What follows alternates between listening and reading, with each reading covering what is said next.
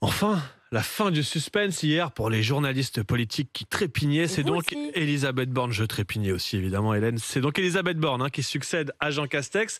Et il y a une sorte de ouf de soulagement au sein de la Macronie. Ah oui, parce qu'en réalité, tout s'est joué à un fil. D'après nos informations, tout a basculé dimanche soir. Comme nous vous le racontions, Catherine Vautrin était un moment envisagé pour être nommée. Le président a bien testé son nom pour voir comment son entourage réagissait. L'histoire, vous la connaissez.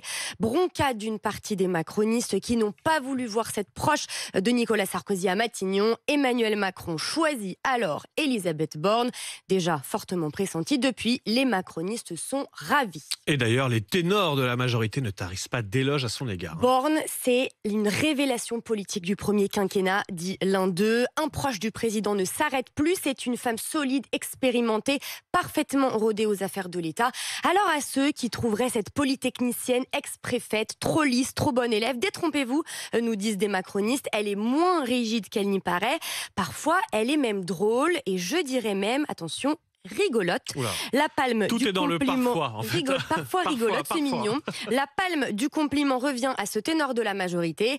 Elle n'a pas la faconde de Castex, mais si elle a survécu à Ségolène Royal, c'est qu'elle n'est pas mauvaise. Je dis même chapeau bas. Ouh, là, c'est limite quand même. ouais, c'est double impact là. C'est compliment pour Elisabeth Borne, mais au passage, petite vacherie pour Ségolène Royal. Oui, parce qu'Elisabeth Borne a été directrice du cabinet de Ségolène Royal. Elle a aussi travaillé avec Lionel Jospin. Et c'est pour ça qu'on dit depuis hier qu'elle vient de la gauche. Effectivement, ce serait même purement une femme de gauche, dit un proche du président, une social-démocrate qui a toute sa place autour d'Emmanuel Macron. Mais cette petite musique de Borne, femme de gauche, ça sonne faux pour Jean-Luc Mélenchon. Il estime qu'elle est même parmi les figures les plus dures de la maltraitance sociale. Il cite certaines de ses réformes qu'elle a menées, l'ouverture à la concurrence du rail ou encore l'assurance chômage. Jean-Luc Mélenchon qui hier a proposé un débat public avec celle qu'il estime carrément être son adversaire.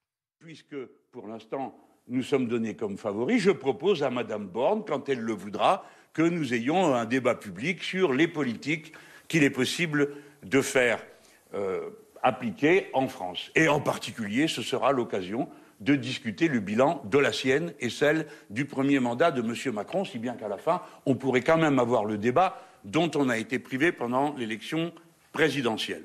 Elle n'a pas besoin de défaire ses cartons, ironise un insoumis qui attend que les chaînes lancent les invitations pour le débat. Vous votez pour LREM, enfin pour Renaissance, dit cet insoumis. Vous avez Elisabeth Borne, première ministre. Vous votez NUPES, vous avez Jean-Luc Mélenchon. L'invitation est lancée sur RMC Story, BFM TV pour cet éventuel débat Jean-Luc Mélenchon, Elisabeth Borne. Bon, on l'entend, il y a eu des réactions à gauche, mais aussi à droite. Oui, pour Marine Le Pen, Emmanuel Macron poursuit sa politique de saccage social et peu importe que ce soit une femme, lâchant de ses proches, ce qui aurait été un symbole fort, c'était une présidente, forcément. Un Premier ministre n'est qu'un collaborateur du président. Éric Zemmour estime, quant à lui, il l'a dit ce matin, qu'il sera le seul opposant de droite à ce Premier ministre de gauche, c'est ce qu'il dit.